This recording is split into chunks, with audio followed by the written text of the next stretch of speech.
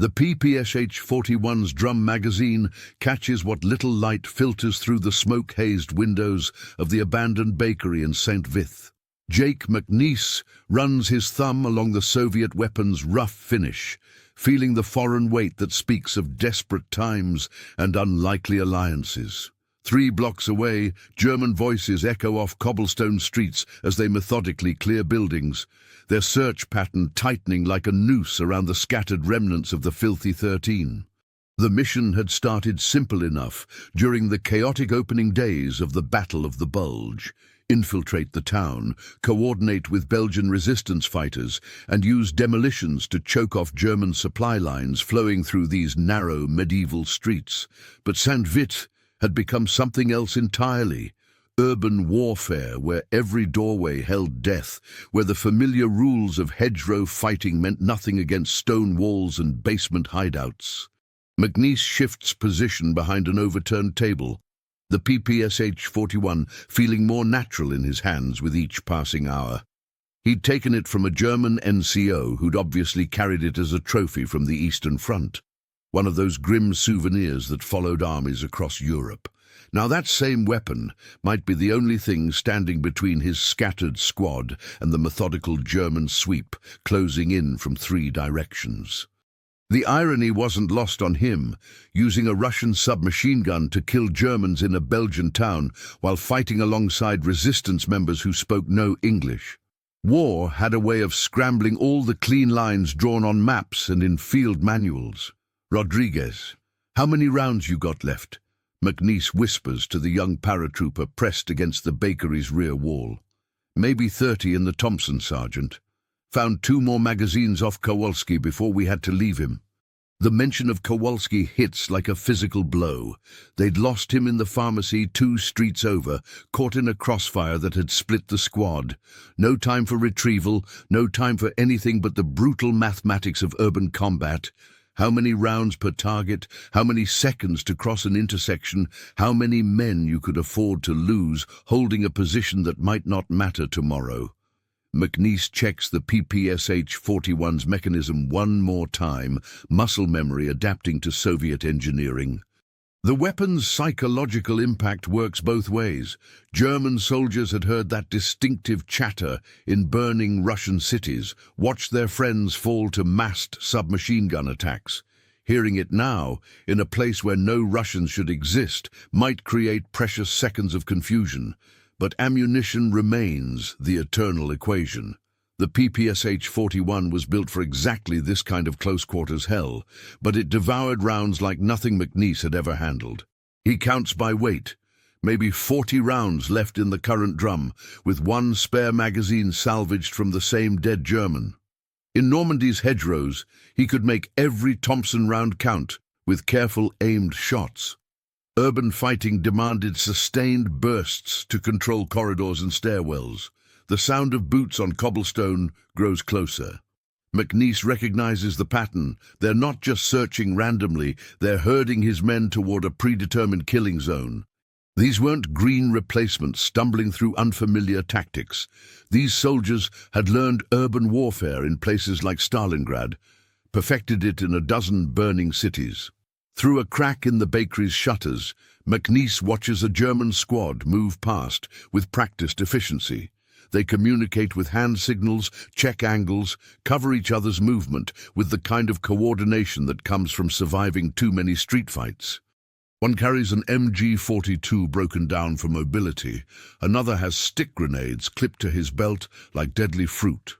The weight of command settles on McNiece's shoulders like a familiar burden. Rodriguez and the 2 remaining members of his squad, Jenkins somewhere in the church ruins, Murphy pinned down near the town square, all looking to him for the kind of improvisational miracle that had become his unwanted specialty.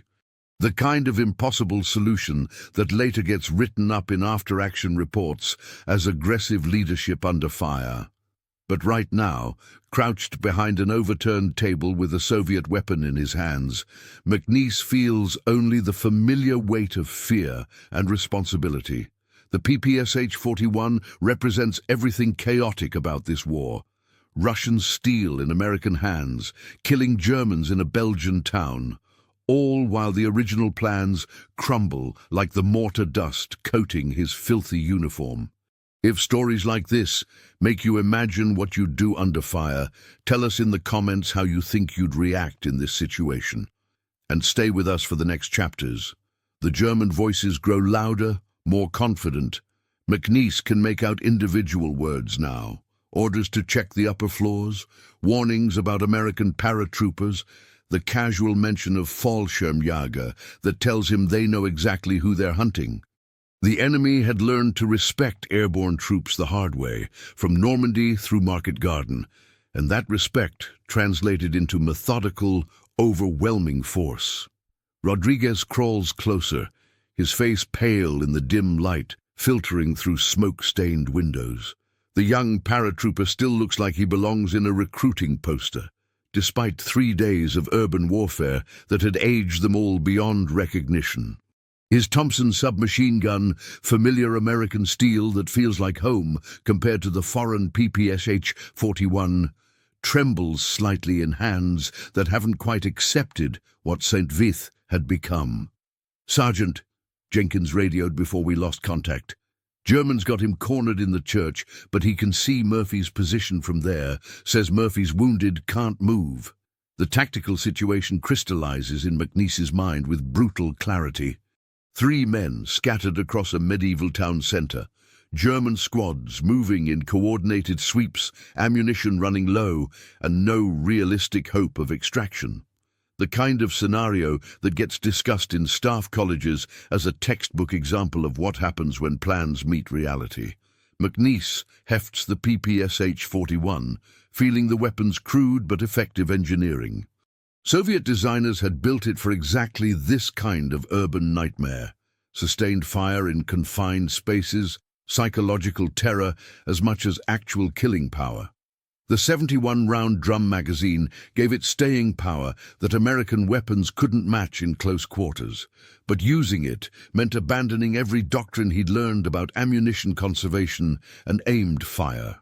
The PPSH-41 demanded a different kind of warfare, overwhelming bursts that cleared rooms through sound and fury, suppressive fire that bought precious seconds to move or reposition.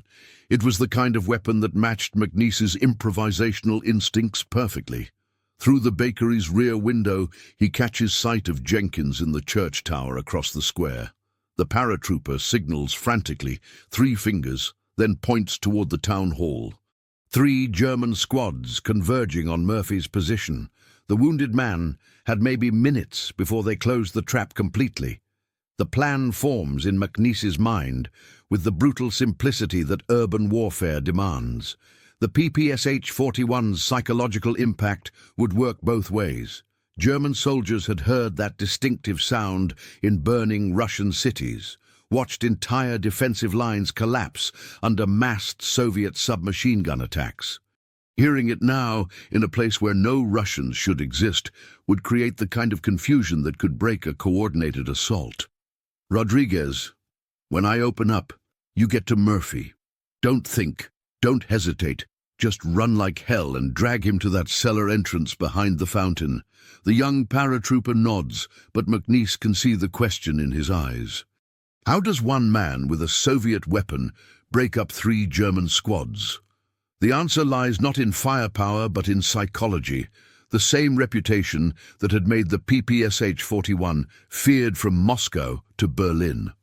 McNiece checks the drum magazine one final time, feeling the weight distribution that tells him exactly how many rounds remain, 43, maybe 44.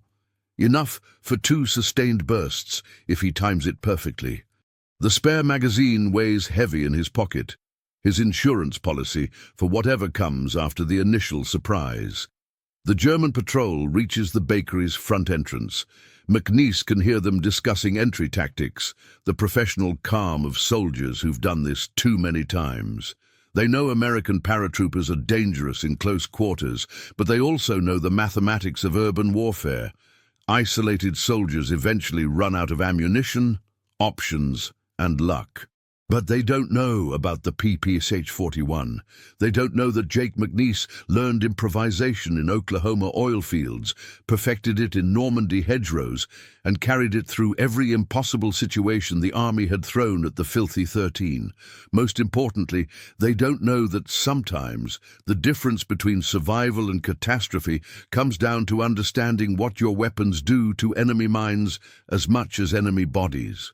The first German soldier steps through the bakery's doorway, rifle raised, eyes scanning for targets. McNiece lets him get 3 steps inside, lets his partner follow, lets them commit to the room before opening up with the PPSH-41 in a sustained burst that fills the confined space with thunder and terror. The PPSH-41's distinctive chatter echoes off stone walls like machinery from hell. The first sustained burst doesn't just clear the bakery. It sends both German soldiers scrambling for exits in pure panic, their disciplined tactics abandoned in favor of survival instinct. McNiece has heard that sound described in intelligence briefings. The psychological weapon that broke German defensive lines from Stalingrad to Berlin, but the victory costs everything. The muzzle flash has revealed his position. The sound carries across the entire town square, and now every German squad knows exactly where to find the American with the Soviet weapon. Radio chatter erupts from 3 directions as they coordinate their response to this impossible development. Rodriguez sprints across the open square, his boots slipping on wet cobblestones as he weaves between abandoned market stalls toward Murphy's position. McNiece provides covering fire with carefully controlled bursts, each squeeze of the trigger eating precious rounds from his dwindling supply. 27 left in the drum, according to the weight in his hands. Through the smoke and chaos, he catches sight of Jenkins in the church tower. The paratrooper has abandoned any pretense of concealment, standing fully exposed to provide overwatch with his M1 Garand. Single shots ring out across the square as Jenkins picks targets with the kind of precision that comes from growing up hunting in rural America. But precision won't win this fight. The Germans adapt quickly, using their superior numbers to bound between covered positions, while one squad provides suppressive fire. McNiece recognizes the tactics from intelligence reports about urban fighting on the Eastern Front, the same methods that had reduced Stalingrad to rubble and bodies. The PPSH-41 demands a different kind of warfare than anything McNiece learned in training. American doctrine emphasized aimed fire, ammunition conservation, coordinated movement between clearly defined positions. Soviet weapons were built for overwhelming force in confined spaces, psychological terror as much as killing power. He empties the drum magazine in sustained bursts that keep German heads down, while Rodriguez drags Murphy toward the relative safety of the cellar entrance. The sound bounces off medieval walls, creating echoes that make one weapon sound like an entire squad. For precious seconds, the German advance hesitates as they try to locate multiple Soviet positions that exist only in their trained fears. McNiece slams in his final magazine, 32 rounds of 7.62 25mm Tokarev that represent the difference between escape and catastrophe.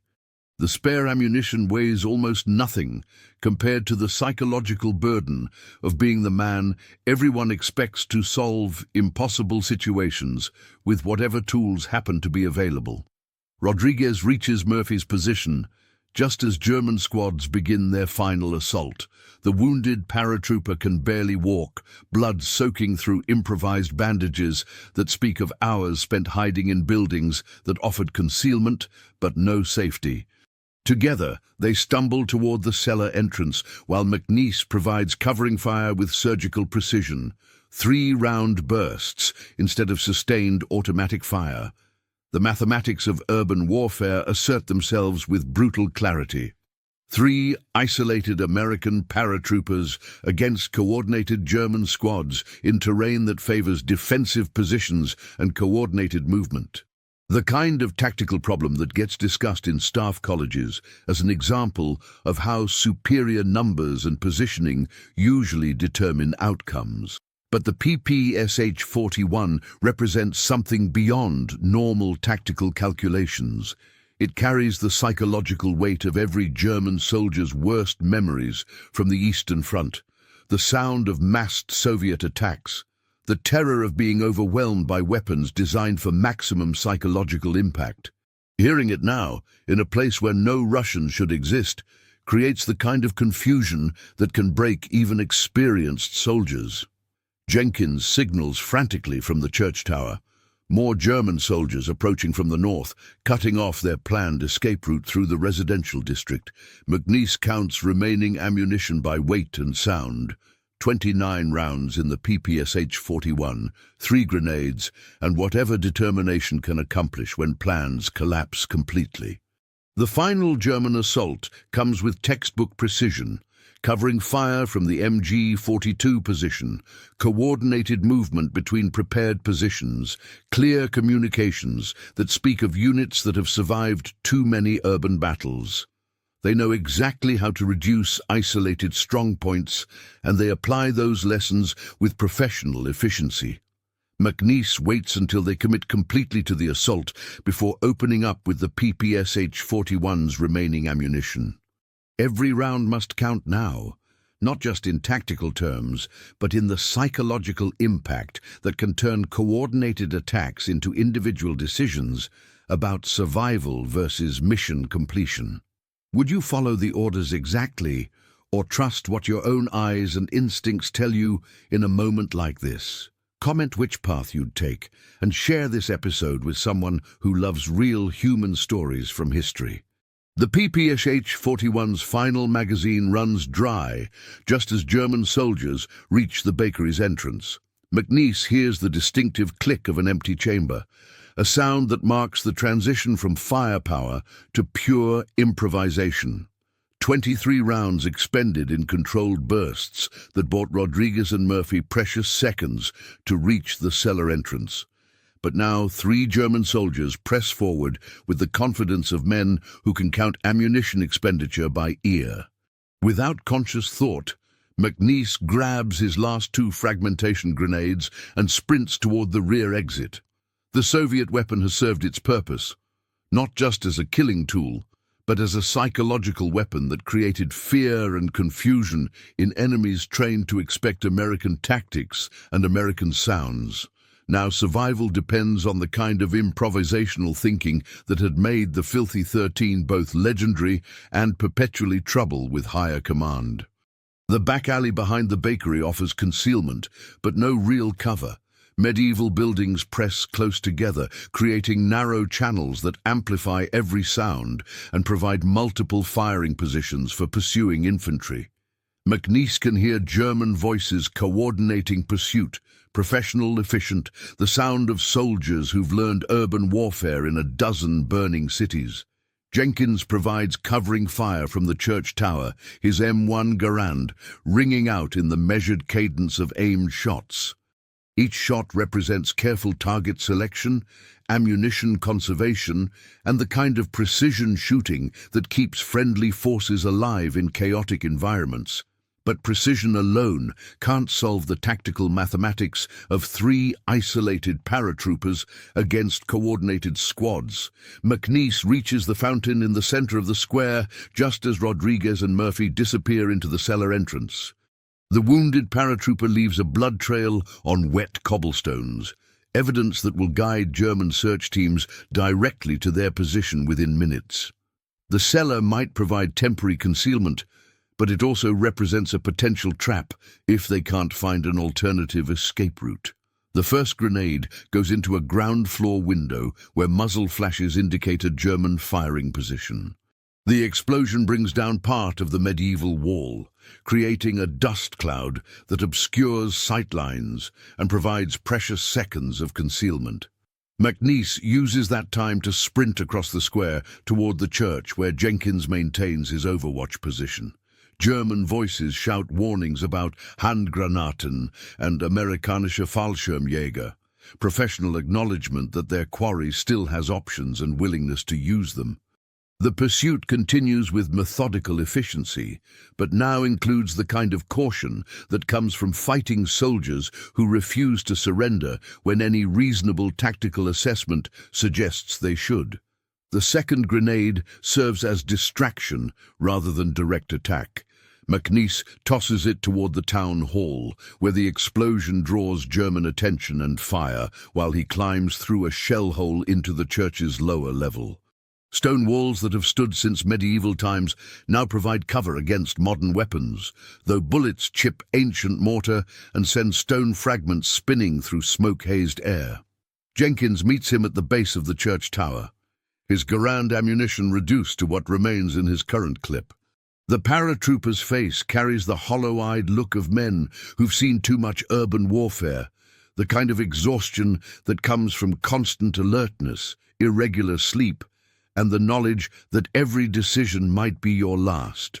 Rodriguez got Murphy into that cellar, but they're trapped, Jenkins reports. Germans know exactly where they are. Won't be long before they bring up explosives or just seal the entrance. The tactical situation crystallizes with brutal simplicity. Two men with minimal ammunition, facing coordinated German squads in terrain that favors defensive positions. No realistic hope of extraction, no support available, and wounded comrades depending on whatever miracle Jake McNiece can improvise with depleted resources. But miracles, McNiece had learned, usually look like stubbornness combined with whatever materials happen to be available. The empty PPSH-41 still carries psychological weight. German soldiers don't know it's empty, only that it had created chaos and confusion when they least expected it. Fear works both ways in urban warfare. The church tower offers commanding views of the entire square, but also makes an obvious target once German forces coordinate their final assault. McNiece studies the terrain with the eye of a demolitions expert. Stone walls that could be weakened, supporting structures that might collapse under the right pressure, escape routes that depend on precise timing and maximum confusion. German soldiers begin their methodical approach to the church, using the same professional tactics that had proven effective in countless urban battles. Covering fire, coordinated movement, clear communications that speak of units experienced in reducing isolated strongpoints. They apply proven methods with the confidence of soldiers who understand that mathematics usually determines outcomes in warfare. McNiece hefts the empty PPSH-41 one final time, feeling its weight and balance. The Soviet weapon had redefined urban warfare for him, teaching lessons about psychological impact and sustained fire that no American training manual could convey. Now it would serve one final purpose in the kind of desperate bluff that separated legends from casualties. The empty PPSH-41 becomes Jake McNiece's final card in a game where all the conventional options have been exhausted. He positions the Soviet weapon's distinctive profile in the church window, visible enough to suggest threat without revealing that the drum magazine contains nothing but hope and desperation. German soldiers had learned to fear that silhouette in burning Russian cities, a psychological scar that might buy precious seconds even when the weapon itself offers no real danger. Jenkins watches through another window as German squads coordinate their final assault. Professional movements, textbook tactics, the kind of methodical approach that reduces isolated strongpoints through superior numbers and firepower.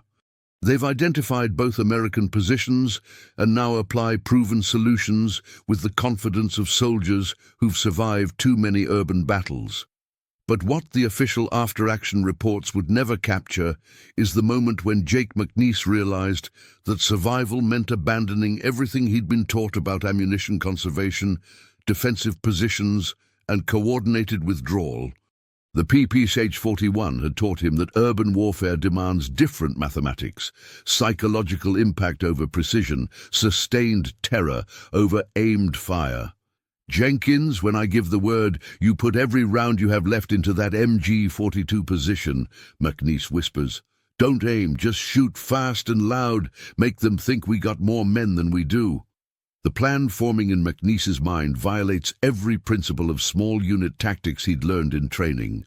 Instead of conserving ammunition for a final stand, he intends to expend everything in a psychological bluff that might convince German commanders they're facing a larger force than 3 isolated paratroopers with depleted supplies.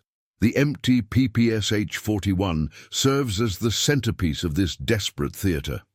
McNiece moves the weapon between different windows, creating the illusion of multiple firing positions, while Jenkins provides actual firepower with his remaining M1 Garand ammunition.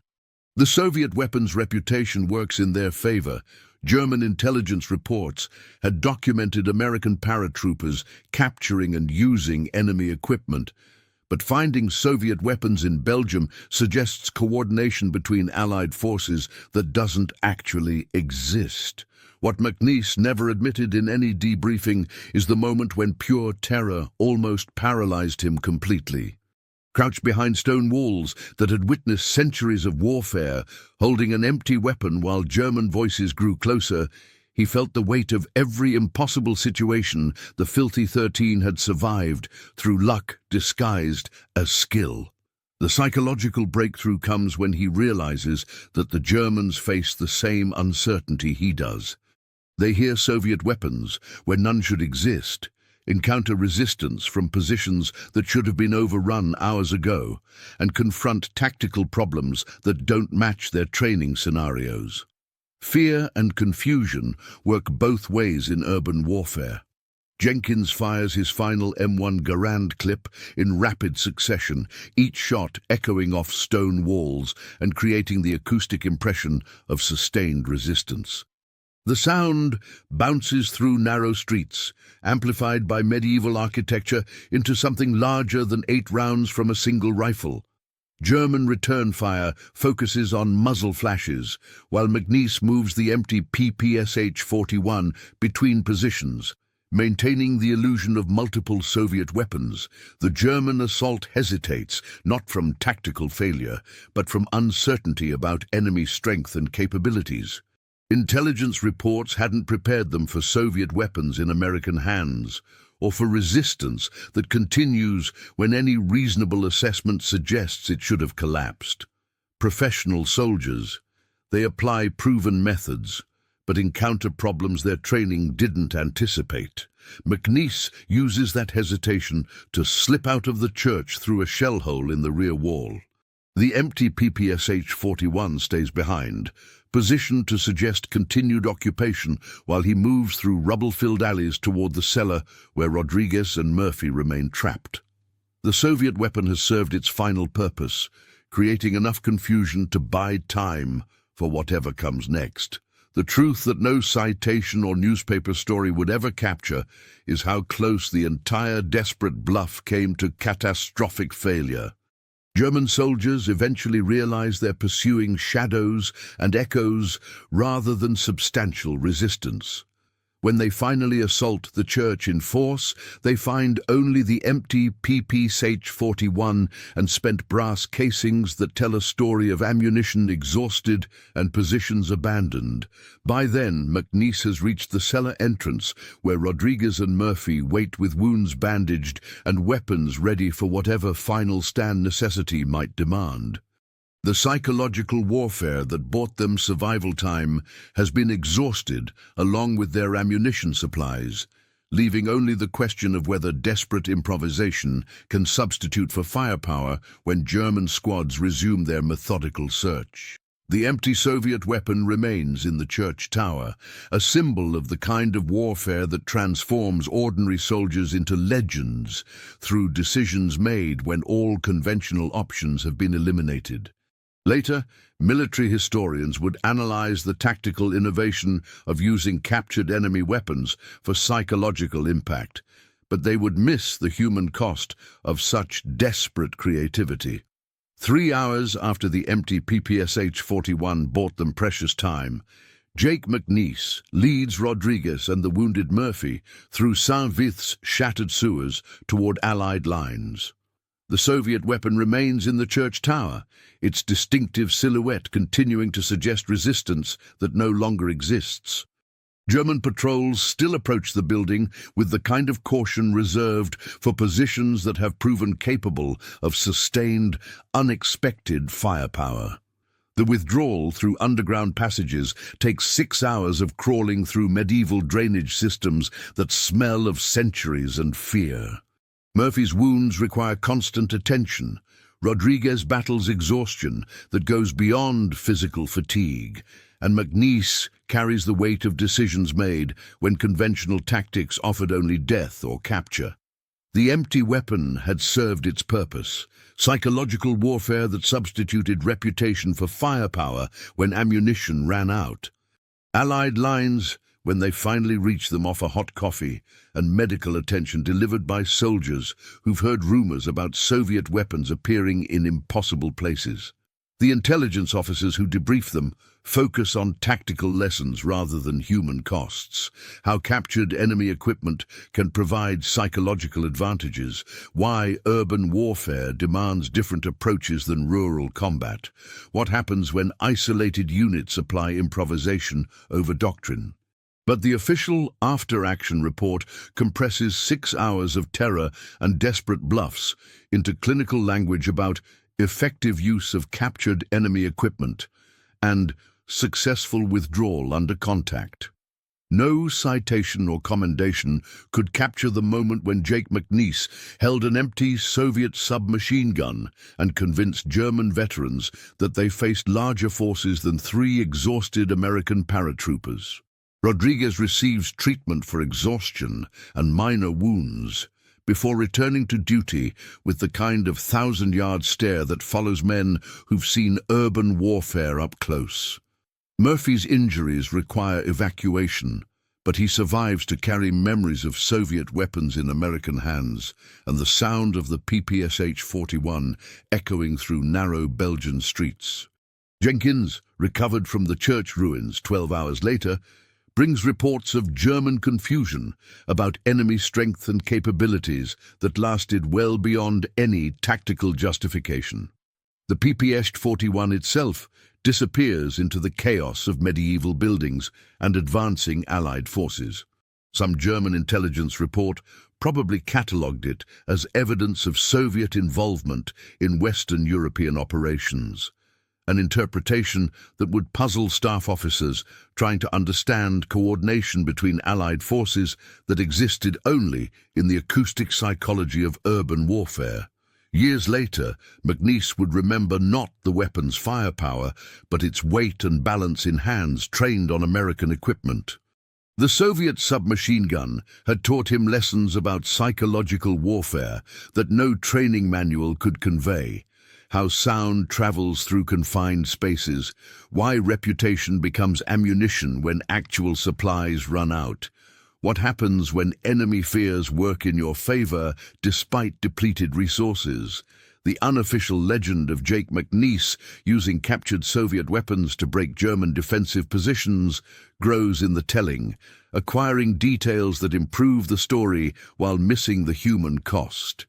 Veterans speak of the distinctive PPSH-41 chatter echoing through St. Vith's streets, creating confusion that allowed impossible escapes from superior forces. But they don't mention the weight of carrying empty weapons while wounded comrades depend on whatever bluffs necessity can improvise. On quiet nights decades later, the sound of machinery or distant traffic would sometimes bring it all back.